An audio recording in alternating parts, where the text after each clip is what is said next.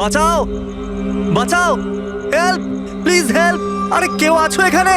আরে প্লিজ আমাকে বাঁচাও। হ্যালো,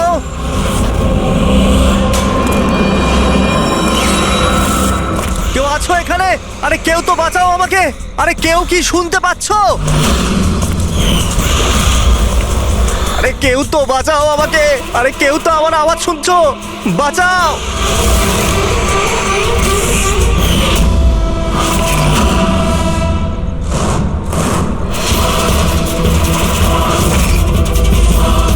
তুমি কে? কি চাও তুমি?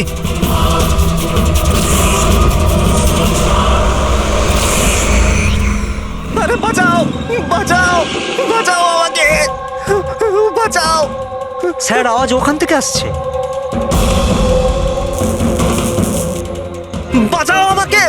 আরে কেউ কি আছো? আরে কেউ আছো এখানে? কেউ আমার কথা শুনতে পাচ্ছো? আরে আমার কথাটা তো শোনো।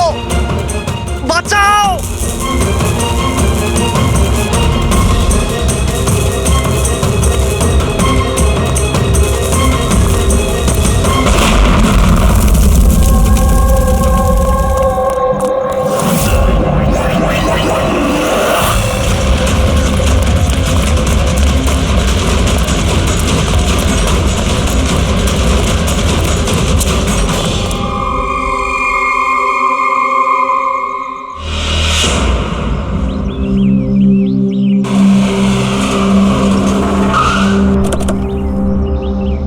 নমস্কার স্যার। নমস্কার স্যার। এটা বলো, যখন ব্লাস্ট হয়েছিল তখন কি তুমি এখানে ছিলে? ইয়ে স্যার, আমার সঙ্গে আরো একজন কনস্টেবল ছিল, হরনা। ওর প্রচন্ড আঘাত লেগেছে, এখনো হসপিটালে ভর্তি। তুমি এখানে পৌঁছলে কি করে? স্যার, আমরা নাইট ডিউটিতে ছিলাম, এখান দিয়ে যাচ্ছিলাম, তখনই একটা চিৎকার শুনতে পেলাম। আমরা ওকে দেখতে পাইনি। এখানে পৌঁছে আমরা কিছু করতে যাওয়ার আগেই বোম ব্লাস্ট হয়ে গেল।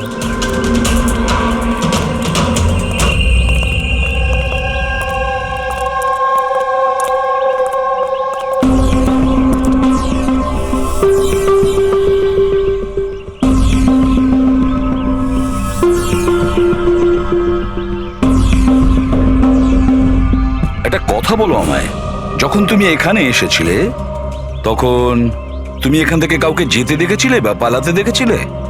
হ্যাঁ স্যার, আমি ওকে তাড়াও করেছিলাম, কিন্তু ও পালিয়ে গেল। ও আমার আগেই ছিল, কিন্তু জানি না কেমন করে অদৃশ্য হয়ে গেল।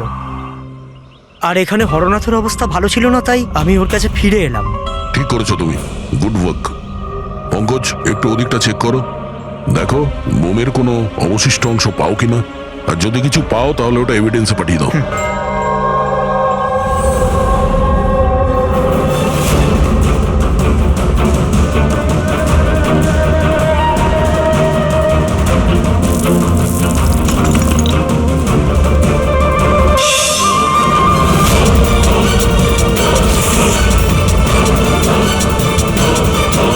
স্যার,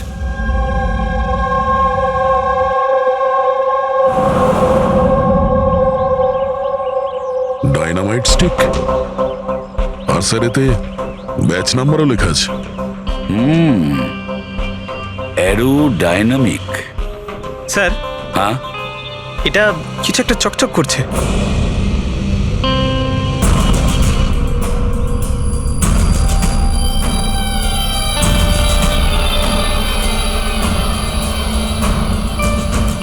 দেখি একটু।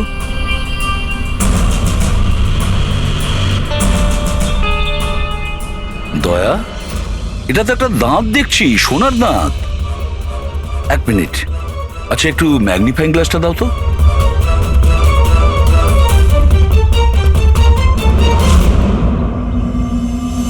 দয়া, দেখো এতে কিছু লেখা আছে। হ্যাঁ স্যার, NK লেখা আছে। এনকে? আচ্ছা, এটা মরে যাওয়া লোকটার নামের ইনিশিয়াল নয় তো? হতেই পারে দয়া। এটা আবার হয়নি তো এই নামে যে আছে তাকে কিডন্যাপ করা হয়েছে?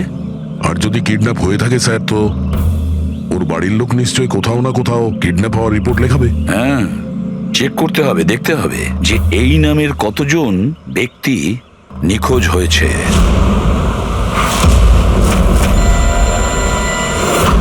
Yes sir. লোকাল পুলিশ থেকে জানা গেছে যে মিসিং কমপ্লেন্ট নবীন কুমারের। নবীন কুমারের স্ত্রীর সঙ্গে আমি ফোনে কথা বলেছি। উনি বলেছেন যে এই নবীন কুমারের একটা দাঁত সোনার ছিল। আচ্ছা স্যার, এই নবীন কুমার কে?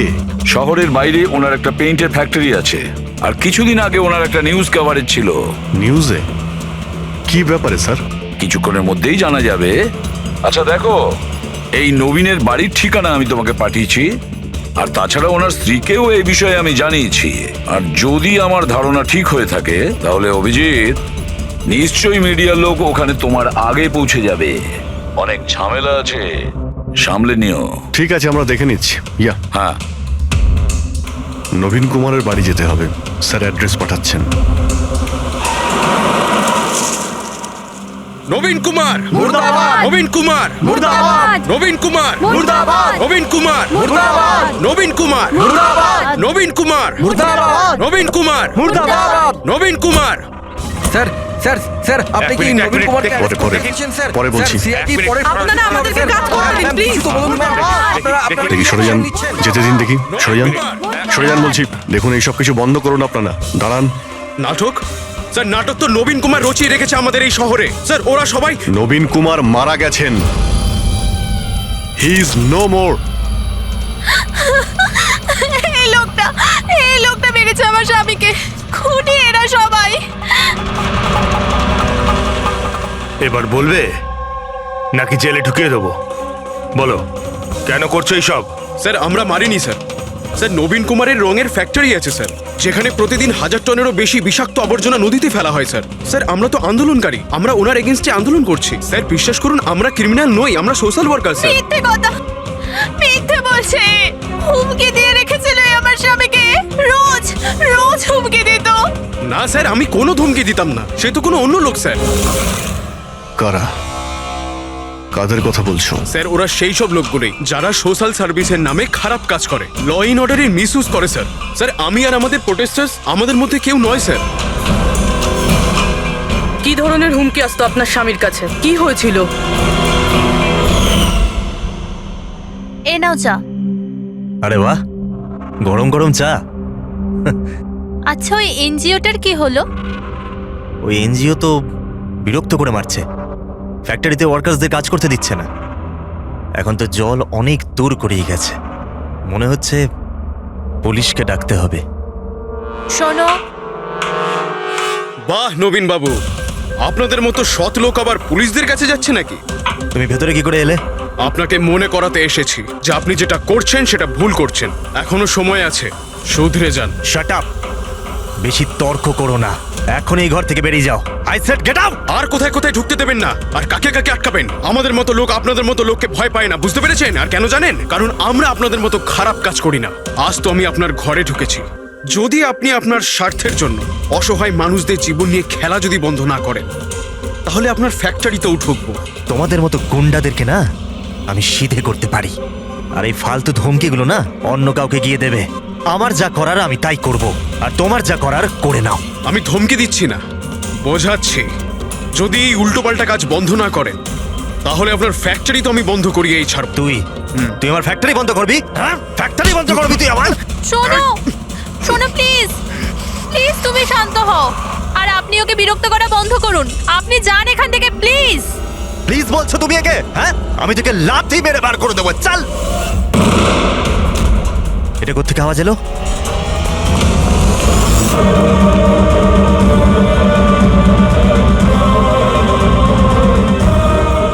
দেওয়ালে লেখা ছিল, শুধরে যাও নয়তো আর বাঁচবে না। আর শেষ পর্যন্ত মেরে ফেললো এরা নবীনকে। এই লোকটা মেরে ফেলেছে আমার স্বামীকে। বিশ্বাস করুন স্যার, আমি সত্যি বলছি, আমি কিচ্ছু করিনি স্যার। যে করেছে তাদের কথা স্যার, বলো। নিশ্চয়ই, কেন বলবো না স্যার। স্যার, ওনার জন্যই তো আজকে আমরা ফেসেছি স্যার। স্যার, আমরা প্রোটেস্টার, আমরা সোশ্যাল এনভায়রনমেন্টের জন্য প্রোটেস্ট করি স্যার। স্যার, ওরা অনেকটা নিচে নামতে পারে স্যার। চিনতে পারবে তাদের? নিশ্চয়ই, কেন নয়, কিন্তু আমাদের সেফটির কি স্যার? ওরা অনেক খারাপ লোক স্যার। ডোন্ট ওয়ারি, তোমার কিছু হবে না। শুধু নামেই সোশ্যাল ওয়ার্কার, ওরা ক্রিমিনালস, ওরা তিনজনেই। ক্রিমিনাল? আর এটা তুমি কি করে জানলে? আমি কি, এটা সবাই জানে যে ওদের উপর কতগুলো কেস চলছে। সবসময় ওরা বেলেই বাইরে এসেছে স্যার। ওই মানুষটা নিজেকে পরিবেশের রক্ষাকর্তা বলে, নেচার গার্ডিয়ান। স্যার, সবার প্রথমে ওই দিনকর, নবীনের মতো লোকের সব জায়গায় শত্রুই থাকবে স্যার। ওই বলে না স্যার, যেমন কর্ম তেমন ফল। তার মানে হ্যাঁ? কি বলতে চাইছো তুমি? কত নিরীহ মানুষের জীবন নষ্ট করেছে ও। হতে পারে তাদের মধ্যে থেকে কেউ বদলা নিয়েছে। তাদের মধ্যে কেউ কেন, বরং আমি তো বলছিলাম যে প্রতিশোধ তুমি নিয়েছো, তুমি ওকে মেরেছো। না স্যার, আমার সাথে ওর কোনো ব্যক্তিগত শত্রুতা ছিল না। আমি ওকে কেন মারবো? কারণ নবীনের কার্যকলাপে তুমি ক্ষুব্ধ ছিলে। কেন? স্যার, যদি আমায় এরম কিছু করতেই হতো তাহলে আমি অনেক আগেই করে ফেলতাম। নবীন না জানি কত বছর ধরে আমাদের পরিবেশ দূষিত করছিল। তোমরা নিশ্চয়ই খুব আনন্দ পেয়েছো মিস্টার নবীন মারা গেছে শুনে। অন্য কেউ তোমাদের কাজ করে দিয়েছে কি? না স্যার, আমার ওর প্রতি কোনো মায়া ছিল না, কিন্তু আমি ওকে মারিনি। আমরা কি করে বুঝবো যে তুমি সত্যি বলছো? স্যার, যে সময়ের কথা আপনি বলছেন ওই সময় আমি ইউনিভার্সিটিতে লেকচার দিচ্ছিলাম। আপনি চাইলে ওই প্রফেসর দেশাইয়ের সঙ্গে কথা বলতে পারেন। ওই সময় আমি ওখানেই ছিলাম। স্যার, পল্লবী ওকে প্রায় দিনই দেখা যায় নিউজে কারুর না কারুর সাথে ঝগড়া করতে। স্যার, সোশ্যাল ওয়ার্কের ফিল্ডে আপনি যে কোনো কাউকে জিজ্ঞাসা করুন ওর ব্যাপারে, সবাই জানে যে ও কিরকম। ও নিজের টিম দিয়ে কিরকম উল্টোপাল্টা কাজ করায়। হ্যাঁ তো, আমি ট্রেড অ্যাকাউন্ট করি। সোজাভাবে বললে লোকে বুঝতে পারে কই।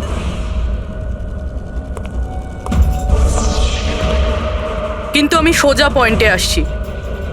আমাদের মনে হয় তুমিই ওকে খুন করেছো। ম্যাম, আপনার এটা যদি মনে হয় তাহলে আপনার এবং আমার দুজনেরই টাইম ওয়েস্ট করছেন। ম্যাম, একটা কথা, আমি কোনো ক্রিমিনাল নই। কিন্তু আমরা তো এটা শুনেছি যে আপনি রোজই কোনো না কোনো একটা কন্ট্রোভার্সিতে জড়িয়ে থাকেন। স্যার, ব্যাপারটা হলো কি, যদি কোনো সৎ লোক সাহস করে সত্যের পিছনে দাঁড়ায় না, তো মানুষ ভয় পেয়ে যায়, সহ্য করতে পারে না, বিশেষ করে যদি সে একটা মেয়ে হয়। আপনি তো জানেনই সোসাইটির কি মেন্টালিটি। তাই নাকি? আমার তো আপনার মেন্টালিটি ঠিক মনে হয় না। কেন? শুধুমাত্র এই জন্যই যে আমি কাউকে ভয় পাই না? আপনাকেও নয়। এই জন্য আমি ক্রিমিনাল হয়ে গেলাম? এমনিতেও আমি কাল রাতে নিউজ লাইভের ডিবেটে ছিলাম, আপনি চাইলে চেক করতে পারেন। আমি চাইলেও নবীনকে খুন করতে পারতাম না। ম্যাডাম, আপনি কিন্তু এই কাজটা নিজের লোকদের দিয়ে করিয়ে থাকতে পারেন। তো ঠিক আছে, আপনার যদি এত কনফিডেন্স থাকে তো প্রুফ করে দিন, আপনি পাঠিয়ে দিন আমাকে জেলে। আর ওই প্রকাশ, ও প্রতিদিনই কাউকে না কাউকে গালিগালাজ করে নিজের সোশ্যাল ব্লগে। যারা পলিউশন ছড়াচ্ছে স্যার, ও লোকদের উস্কায়, খেপিয়ে দেয় তার বিরুদ্ধে। আমি ঘরেই ছিলাম স্যার, নিজের ব্লগ লিখছিলাম, যেমন সবসময় লিখি। প্রত্যেকবারের মতো সবাইকে উস্কাচ্ছিলেন, তাদের ব্রেন ওয়াশ করছিলেন নবীনের মতো লোকেদের বিরুদ্ধে কি? স্যার, নবীনের সাথে আমার কোনো ব্যক্তিগত শত্রুতা ছিল না, আর প্রকৃতির জন্য আমি অ্যাওয়ারনেস স্প্রেড করতেই থাকি। ব্যক্তিগত শত্রুতা না থাকলে তোমার সবকটা ব্লগে নবীনের নাম কেন থাকে? তাও টপ 4-5 জনের মধ্যে। কালকেও যে ব্লগটা লিখেছিলে সেখানেও নবীনের নাম ছিল না? হ্যাঁ স্যার, নবীনের নাম ছিল ওখানে। আর এই কথাটা আমি লুকোবই বা কেন? ও খারাপ লোক ছিল, কিন্তু এর মানে তো এটা নয় যে আমি ওকে খুন করে দেবো। কেন? কেন মারবে না? এরকম লোকেদের তো তুমি ভীষণ ঘৃণা করো, তাই না? তোমার মনে হচ্ছে তোমার পরিশ্রম বিফলে চলে যাচ্ছে, আর তারপরে নবীনকে এত বোঝানোর পরেও নবীন পরিবেশ দূষিত করে দিচ্ছিল, আর সেই জন্য তুমি রেগে যাও আর তারপরে নবীনকে শেষ করে দাও। আমি একজন রেসপন্সিবল সিটিজেন স্যার, কোনো ক্রিমিনাল নয় স্যার। আমার কাজ এটাই, আমার ব্লগের মাধ্যমে ঠিক আর ভুলের তফাৎ বোঝানো, কারোর ক্ষতি করা নয়। স্যার, ইন্টারোগেশনে তো কেউই কোনো ভয় পায়নি। হ্যাঁ, কোনো ভয় পায়নি ঠিকই। এই 3 জনের উপর কড়া নজর রাখতে হবে। কেন স্যার? ফেডরিক, ভয় একটা অদ্ভুত জিনিস। যদি ওই 3 জনের মধ্যে কেউ খুন করে থাকে তাহলে সে ভয় পেয়ে কিছু না কিছু গন্ডগোল করবেই, কোনো না কোনো ভুল সে নিশ্চয়ই করবে।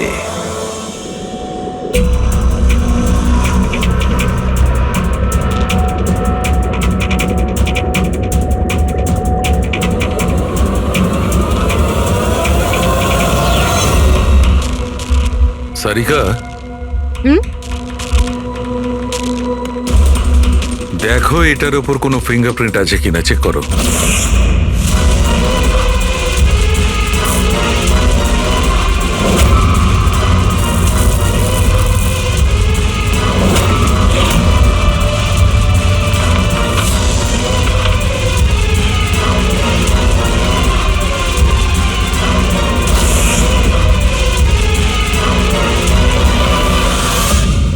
স্যার, এটাতে তো কোনো ফিঙ্গারপ্রিন্টস নেই। কোনো ফিঙ্গারপ্রিন্ট নেই? Are you sure? 100% স্যার, কোনো ফিঙ্গারপ্রিন্টস নেই, কিন্তু কিছু পার্টিকেলস পেয়েছি। মনে হয় কিছু স্কিন টিস্যুস বা ডেড সেল হবে। Dead sales?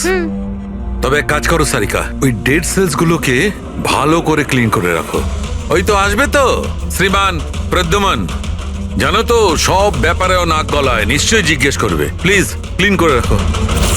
স্যার, ডায়নামাইটে কোনো ফিঙ্গারপ্রিন্টস তো পাওয়া যায়নি, কিন্তু কোনো একজনের ডেড স্কিন টিস্যুস পাওয়া গেছে, পচা চামড়ার টুকরো। পচা চামড়া? হতে পারে এটা ওই লোকটারই, সেই লোকটা যে লোকটা ডায়নামাইট লাগিয়েছিল। হ্যাঁ স্যার। সালুকে এই পচে যাওয়া চামড়াগুলোর তুমি ডিএনএ টেস্ট তো করতে পারো, কিছু তো জানা যাবে।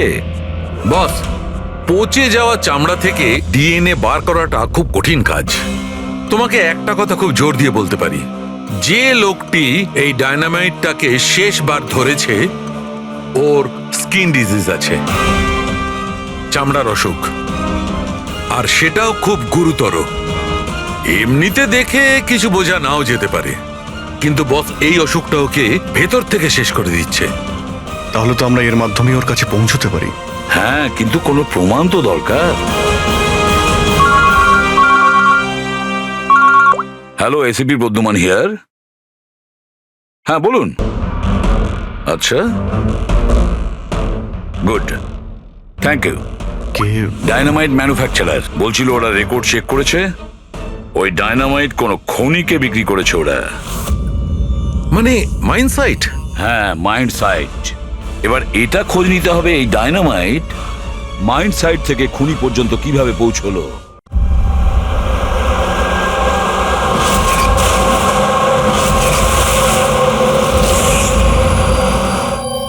একটা ডাইনামাইট ওইদিকে লাগাও, ঠিক আছে? আর আরেকটা 50 মিটার দূরে ওইখানে লাগাও। হ্যাঁ স্যার। আর একটা ওইদিকেও লাগাতে পারো। আচ্ছা স্যার। একটা সোজা লাগাও ওইখানে, একদম 50 মিটার দূরে। আর এই 6 সেকেন্ড পরে ব্লাস্টগুলো হবে। ঠিক আছে স্যার। ওকে। আর কোথায় লাগানো যায়? ওইখানে মাঝখানে ফিট করা যাবে কি? এক্সকিউজ মি, আপনার নাম বিনীত? ইয়েস। আপনারা কারা? আপনি এই সাইটের ম্যানেজার? কিন্তু ব্যাপারটা কি বলুন তো? দেখুন বিনীত বাবু, যখন ম্যানুফ্যাকচারিং কোম্পানি থেকে ডায়নামাইট আপনাদের এখানে আসে, মানে এই সাইটে, মাইন্ড সাইটে, সেটার ইনচার্জ তো আপনিই হবেন, তাই না? ইনচার্জ তো আমি, কিন্তু কনসাইনমেন্টের পরে অপারেটর টিমও কিন্তু এটা হ্যান্ডেল করে। আমি এটা একা সামলাই না। আমরা জিজ্ঞেস করেছি আপনাকে যে ডায়নামাইট কে সামলায়। একটু এই ডায়নামাইট স্টিকটাকে দেখুন। আচ্ছা, ব্যাচ নাম্বার দেখে আপনি কি বলতে পারেন এই লটের বাকি ডায়নামাইট স্টিকগুলো কোথায় আছে? স্যার, এটা লাস্ট কনসেলমেন্টের মনে হচ্ছে, এখনো ব্যবহার হয়নি, গুদামে পড়ে আছে। চলো দেখাও। বিনীত, যখন ডায়নামাইটের কনসাইনমেন্ট এখানে আসে সেটাকে চেক তুমি নিশ্চয়ই করো, তুমি তো ইনচার্জ, তাই না? হ্যাঁ হ্যাঁ হ্যাঁ, অফকোর্স স্যার। আচ্ছা, আপনার এই ব্যাচের কনসাইনমেন্ট নিয়ে কোনো গন্ডগোল মনে হচ্ছে? গন্ডগোল? না না, নর্মালি তো ছিল, যেরকম হয় আর কি। কিন্তু আপনি এটা জিজ্ঞেস করছেন কেন? নর্মাল আছে তো, যেমনটা থাকে। প্রতিটা বক্সে 10টা করে লেখা আছে স্যার। এটা খুলে দেখো তো কতগুলো আছে, গোনো।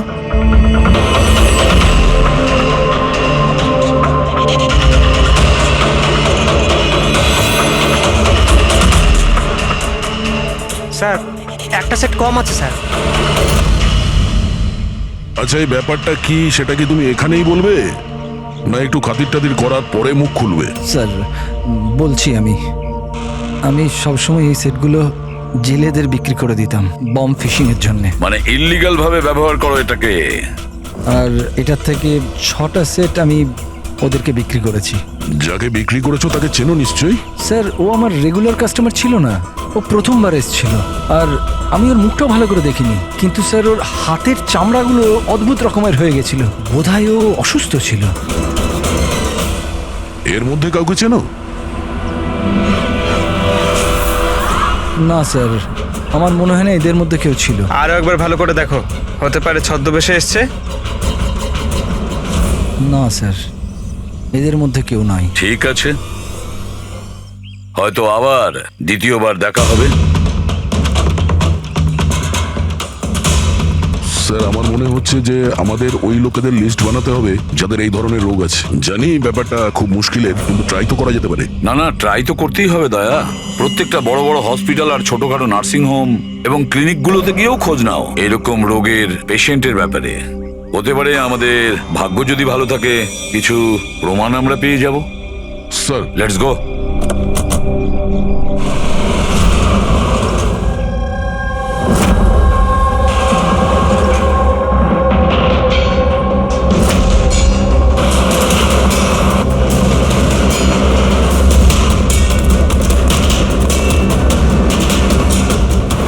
দেখুন, এই ধরনের অসুখ 1000 জনের মধ্যে একজনের হয়ে থাকে। বলতে পারেন এই ধরনের পেশেন্টের লিস্ট অনেক বড়। অনেক পেশেন্ট জানতেও পারে কিন্তু এর চিকিৎসা করায় না। এদের খোঁজা তো খুব মুশকিল। জানি, কিন্তু তবুও আমরা চেষ্টা করতে চাই। এই লোকটাকে পাওয়া আমাদের কাছে ভীষণ প্রয়োজন।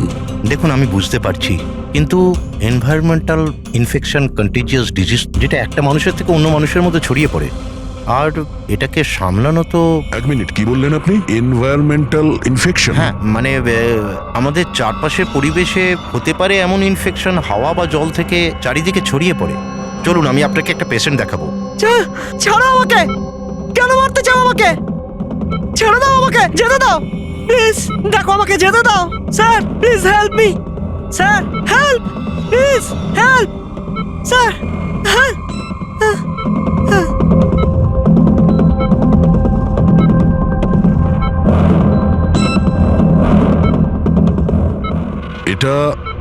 এটা এনভায়রনমেন্টাল ইনফেকশনের কেস। নিউরোলজিক্যাল ইনস্টেবিলিটি, এই ধরনের অসুখ সাধারণত পেশেন্টের মাথা ধীরে ধীরে খারাপ করে দেয়। ও নিজের ধৈর্য হারিয়ে ফেলতে পারে আর মাথার ব্যালেন্সও নষ্ট হয়ে যায়, যেমনটা নীলজের হয়েছে। আর ফিজিক্যাল কন্ডিশন, মানে আমি বলতে চাইছি এই ধরনের পেশেন্টরা কি খুব জোরে দৌড়তে পারে? হ্যাঁ, নর্মালি চলতে ফিরতে তো পারে, কিন্তু অসুখটা যদি অ্যাডভান্স স্টেজে চলে যায় তাহলে দৌড়ানোর পক্ষে সম্ভব নয়। কিন্তু স্যার, অ্যাডাভিন ইঞ্জেকশন দিলে শরীরে কিছুক্ষণের জন্য শক্তি আসে। হ্যাঁ, কিন্তু ওটা সাইড এফেক্ট যথেষ্ট। স্যার, অ্যাডারভিন ইঞ্জেকশন দেওয়া যথেষ্ট ঝুঁকিপূর্ণ। রিস্কি হতে পারে, কিন্তু এই অপরাধীর মানসিক অবস্থা যে ধরনের, তাতে হতে পারে যে ওর সাইড এফেক্ট নাও হতে পারে। কিন্তু যদিও নীলজের মতো মেন্টালি আনস্টেবল হয়, তাহলে চিন্তা আপনাদেরকেই করতে হবে। তার মানে এটাই যে ও একটা খুন করে থাকলে দ্বিতীয়বারও খুন করতে পারে।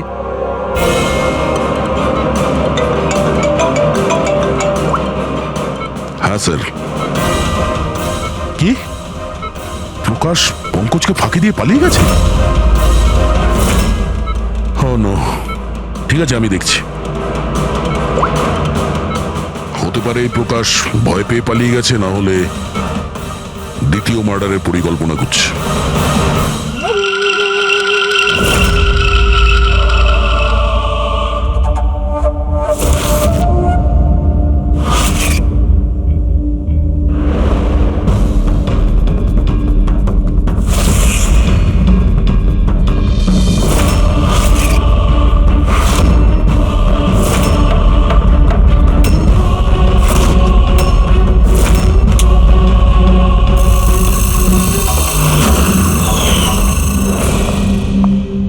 আরে বাবা, আজ তুমি তাড়াতাড়ি উঠে পড়লে। Good morning. এই রইলো তোমার চা, তাড়াতাড়ি খেয়ে নাও, নাহলে ঠান্ডা হয়ে যাবে।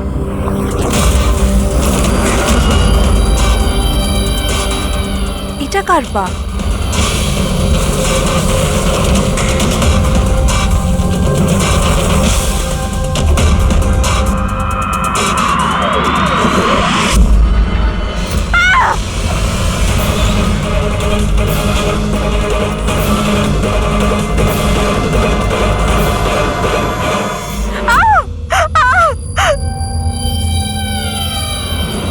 স্যার, আরও একটা মার্ডার। ওই ডক্টর ঠিকই বলেছিলেন, ওই খুনির মাথা খারাপ হয়ে গেছে, ওর মানসিক অবস্থা ঠিক নেই। স্যার, মনে হচ্ছে খুন করার একটা প্যাটার্ন বানিয়ে ফেলছে এই খুনি।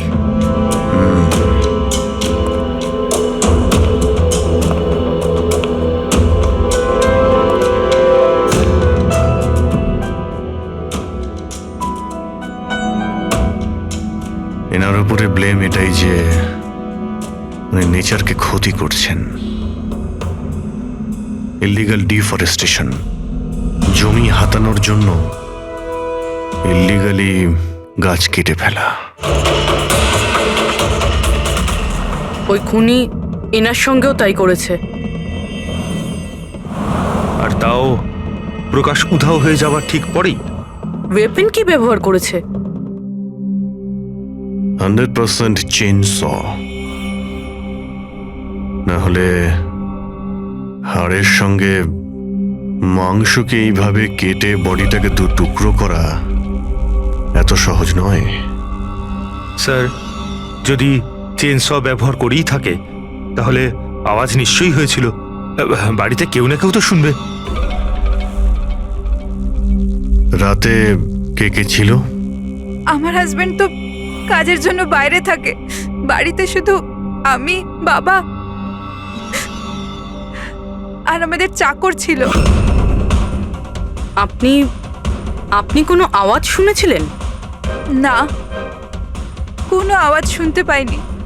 রামানন্দ বাবুর কারোর সাথে শত্রুতা বা কেউ কোনোদিন হুমকি দিয়েছিলেন ওনাকে? হ্যাঁ, কিছু সপ্তাহ আগে কিছু অদ্ভুত হয়েছিল।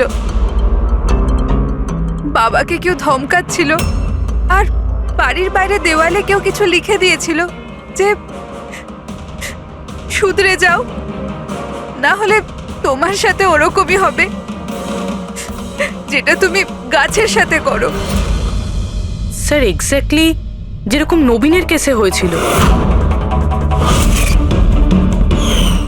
স্যার, একটা কথা কিছুতে মাথায় ঢুকছে না। খুনি কারোর বাড়িতে ঢুকে এরকম নৃশংসভাবে কাউকে খুন করে বাড়ি থেকে বেরিয়ে যায়, আর কেউ কিছু শুনলো না, কেউ দেখলোও না। কিভাবে?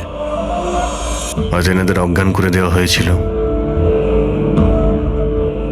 দেখুন, আমার সন্দেহ হচ্ছে যে আপনাদের অজ্ঞান করা হয়েছিল খাবারের মধ্যে কিছু মিশিয়ে, সেই জন্যে আপনারা কিছু শুনতে পাননি। অজ্ঞান? হ্যাঁ, কিভাবে সেটা জানি না, কিন্তু সেটা জানার জন্য আমাদের এখানে যত জিনিস আছে সেগুলো ফরেন্সিক ল্যাবে পাঠাতে হবে।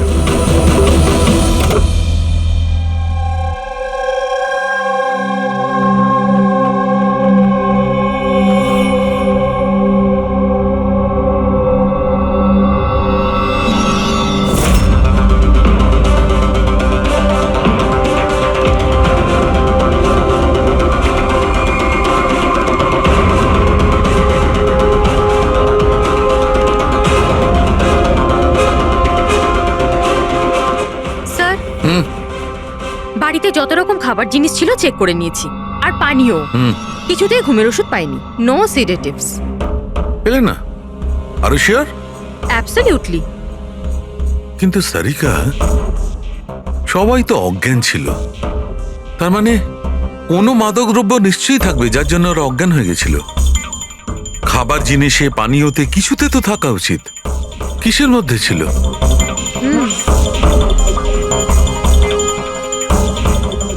হ্যাঁ, মাদক দ্রব্য ছিল।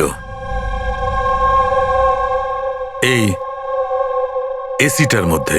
এসিতে? ইয়েস, এই এসিতে মাদকদ্রব্য মেশানো হয়েছিল, আর এর হাওয়াটা ঘরের মধ্যে ঢোকা মাত্র মাদকদ্রব্য ছড়িয়ে পড়ে আর সবাই অজ্ঞান হয়ে যায়। হ্যাঁ। Check it. ইয়েস।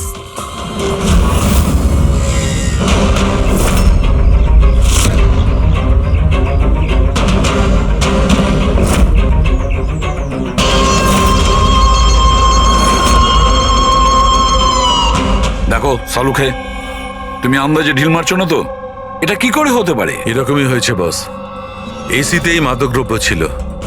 আমি ওই এসিটার ব্লোয়ারে, ফিল্টারে, সব জায়গায় সেনেটিভ পেয়েছি, আর সেটাও খুব হাই ডোজে। মাই গড, এটা কি করে হতে পারে? বস, এসিতে সেনেটিভ ছিল, মাদকদ্রব্য ঘরের মধ্যে ছড়িয়ে যায় আর সবাই অজ্ঞান হয়ে যায়। খুনি আসে আর বিনা বাধায় ওকে খুন করে, ও চলে যায়। কেউ কিচ্ছু শুনতে পায়নি। আচ্ছা ঠিক আছে। সালুকে ফোন করেছিল, বলছিল রামানন্দর বাড়িতে যে এসি মেশিনটা ছিল সেটাতে বিষাক্ত গ্যাস ভরা ছিল, অ্যানেস্থেটিক গ্যাস।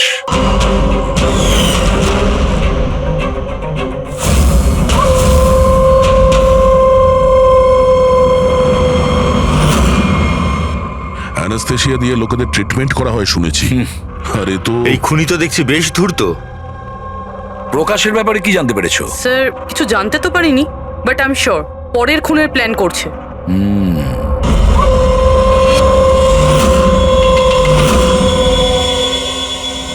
কিন্তু খুনি যদি অসুস্থ হয় তাহলে প্রকাশ তো ভালোই দৌড়িয়েছিল। স্যার এমনটাও তো হতে পারে যে অন্য কাউকে দিয়ে এই খুনটা করিয়েছে। তাহলে ও পালিয়ে গেল কেন?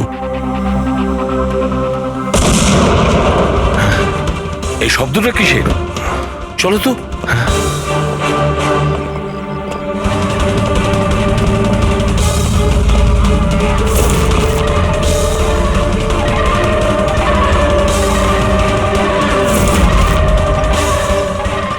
তোমাদের কাজ আমি করছি এসিপি, শহরকে পরিষ্কার, আর আমার এই রাস্তায় যে আসবে তাকেও আমি এই জগৎ থেকে পরিষ্কার করে দেব। এ কে হতে পারে? স্যার মনে হয় খুনি জানতে পেরে গেছে আমরা ওর পিছনে আছি, ওই জন্য পাগল হয়ে গেছে। এই! দাঁড়াও! ধরো ওকে!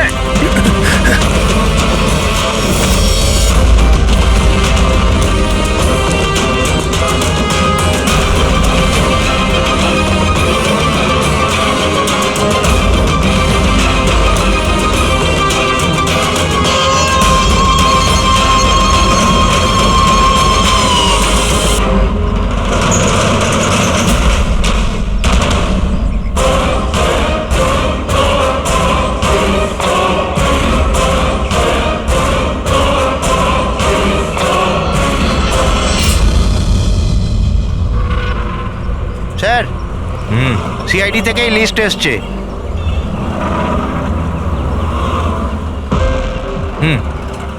এরা তো ওই লোকগুলি যাদের নয়েজ পলিউশনের ধমকি দেওয়া হয়েছে। সখারাম, হ্যাঁ? ওই ক্লাবের মালিককে মনে আছে? আরে যাকে কদিন আগে ধমকি দেওয়া হয়েছিল। কে স্যার? ও বীর। আচ্ছা সখারাম, ওর বিরুদ্ধে কোনো কমপ্লেন্ট আছে নাকি? হ্যাঁ স্যার, ওটা তো রেসিডেন্সিয়াল এরিয়া না, তো আশপাশের 2-4টে ঘর থেকে কমপ্লেন এসছে যে অনেক রাত্রির পর্যন্ত জোরে মিউজিক চলে, এই সব কমপ্লেন। আওয়াজ মানে নয়েজ পলিউশন। সখারাম, তুমি একটা কাজ করো, হ্যাঁ, স্যার। তুমি সিআইডির লোকেদের ফোন করো এখনই, এই সময়।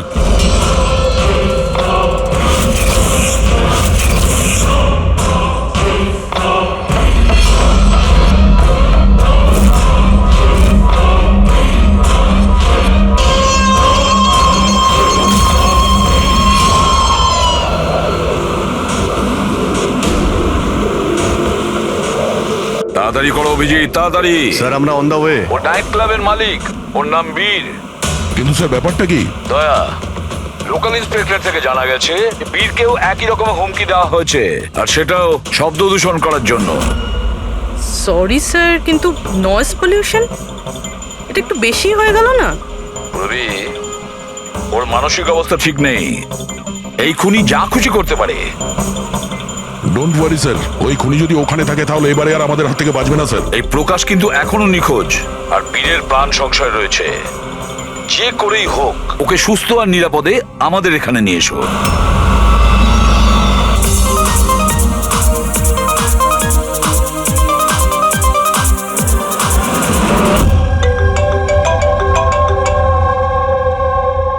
হ্যালো হ্যালো বীর, আমি এসবি প্রদ্যুমান বলছি, সিআইডি থেকে। সিআইডি? কি হয়েছে স্যার? আমার কথা মন দিয়ে শোনো, তোমার প্রাণ সংশয় রয়েছে। কি মানে? মানে আমাকে কে মারতে চায়? দেখো বীর, যদি তুমি ক্লাবে থাকো তাহলে বাইরে কোনো মতেই যেও না। আমাদের অফিসার্স তোমার ওখানে যাচ্ছে তোমার সেফটির জন্য। আরো একটা কথা, ভিড়ের মধ্যেই থাকবে, লোকেদের মধ্যেই থাকবে, বুঝেছো? একা একদম থাকবে না।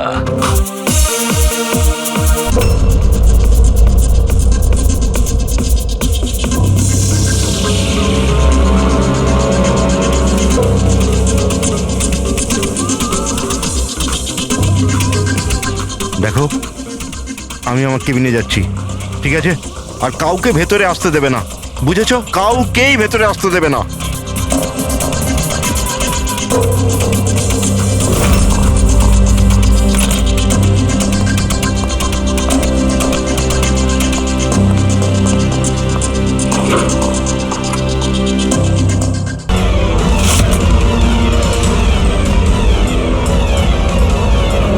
সিআইডি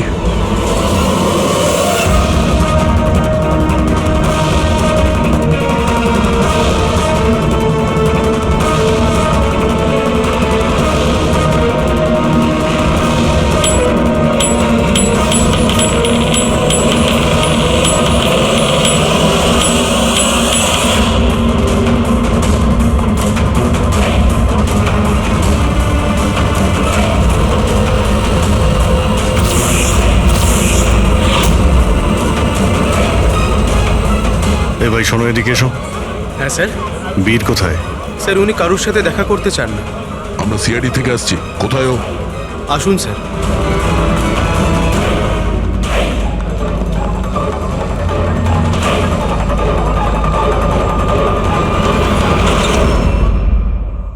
এই, এই এই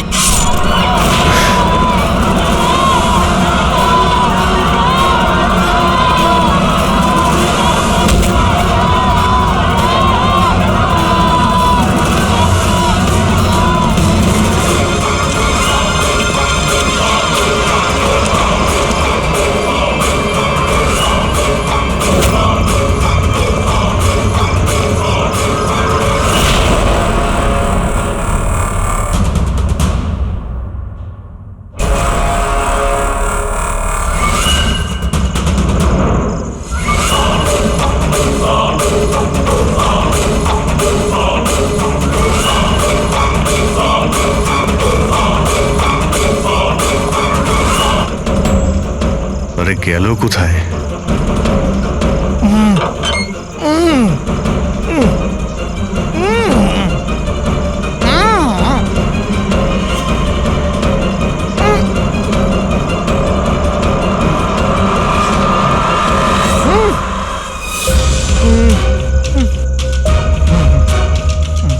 এই প্রকাশ, এসো বাইরে এসো।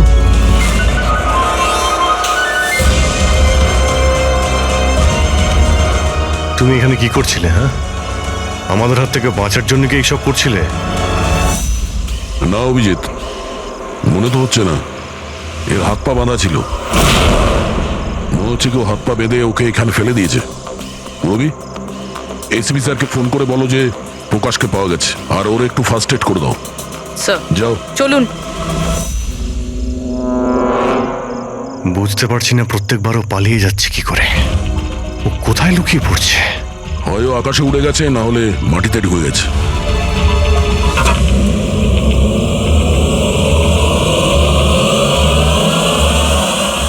ও এখানেই আছে দয়া, এইখানে। কি? এইখানে।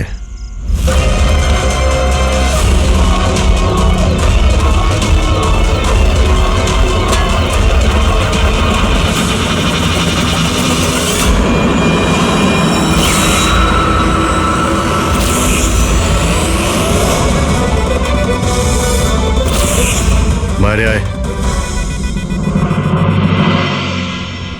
কি খুন করার সময় নিজের হাত তো কাঁপেনি, এখন কেন কাঁপছে? জেলে যাবার ভয়। এই অ্যাড্রিনালিনের অ্যাকশন শেষ হয়ে গেছে। হ্যাঁ? যে ইঞ্জেকশন নিয়ে তুমি পালাচ্ছিলে তার কাজ কিন্তু শেষ হয়ে এসেছে। এবার তুমি মুখ খুলবে নাকি মুখ খোলার জন্য একটা ইঞ্জেকশন দিতে হবে? আমি কোনো মজা পাই না ইঞ্জেকশন নিতে। এটা আমার এক বাধ্যতা, যেটা আমাকে নিতে হয়। একটা সময় ছিল যখন আমি শক্তিশালী এবং মজবুত ছিলাম, কিন্তু আমার একদিন খারাপ সময় এলো আর আমি একটা রোগে আক্রান্ত হলাম। ফ্যাক্টরি আর ওখান থেকে নির্গত বিষাক্ত ধোঁয়া আর আবর্জনা, যে পলিউশন ছিল তাতে কয়েক লাখ লোক ইনফেক্টেড ছিল। জানি না রোজ কত পেশেন্ট আসতো। ওদের সাথে থাকতে থাকতে আমিও অসুস্থ হয়ে পড়েছিলাম। এই রোগটা কবে হয়েছিল আপনার? 6 মাস আগে। আর এই 6 মাসে এই রোগ তোমার শরীরের সঙ্গে সঙ্গে তোমার মাথারও ক্ষতি করতে শুরু করে দিয়েছে। তুমি জানো তুমি কি করেছো? হ্যাঁ, আমি কারোর কোনো ক্ষতি করিনি, ক্ষতি করেছে ওরা। হাওয়া, জল সবেতে বিষ মিশিয়ে দিয়েছিল। ব্যাস, তখনই আমি ঠিক করেছিলাম যে লোকেরা আমার এই অবস্থা করেছে তাদের আমি ছাড়বো না। আমি বদলা নিয়েই ছাড়বো। আর সেই কারণে তুমি বিএমসিতে চাকরি নিয়েছিলে, যাতে এই শহরের পুরো ড্রেনেজের নকশাটা তুমি জানতে পারো। তার সুযোগ নিয়ে তুমি ওখান থেকে পালিয়ে যেতে, আর আমাদের মনে হতো যে কোথায় তুমি হঠাৎ করে অদৃশ্য হয়ে গেলে।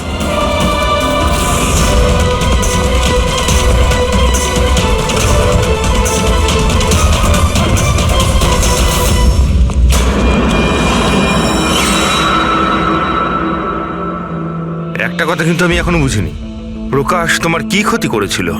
হ্যাঁ, ওকে কেন কিডন্যাপ করলে? ওই রাতে ও ওখানেই ছিল, রামানন্দের বাড়ির বাইরে। ও ওর বাড়ি জ্বালাতে এসেছিল। ও কিছু করতো তার আগেই ও আমাকে দেখে নিয়েছিল ঘর থেকে বেরোনোর সময়। আর তুমি ওকে তারপর কিডন্যাপ করে নিলে যাতে ও কারোর সামনে মুখ না খোলে। হ্যাঁ, তুমি ওকে মারতেও পারতে, তাহলে ওকে ওকে তুমি মারলে না কেন? আমি বললাম না স্যার, আমার বদলা শুধুমাত্র ওদের সাথে ছিল, যারা আশেপাশের হাওয়া জলকে বিষাক্ত করে তুলেছিল। আমি তো শুধুমাত্র আমার সংসার বাঁচাচ্ছিলাম। আমি কোনো ছোটবেলা থেকে খুনি ছিলাম না। এই দায়িত্বটা তোমাকে কে দিয়েছিল? শোনো, তোমার এই প্রতিশোধের আগুনে এতগুলো লোকের প্রাণ গেছে। এই কাজটা তোমার একদমই করা উচিত হয়নি। খুব অন্যায় করেছো তুমি। আইন তোমাকে কোনোদিন ক্ষমা করবে না। কঠোর থেকে কঠোরতম শাস্তি হবে তোমার।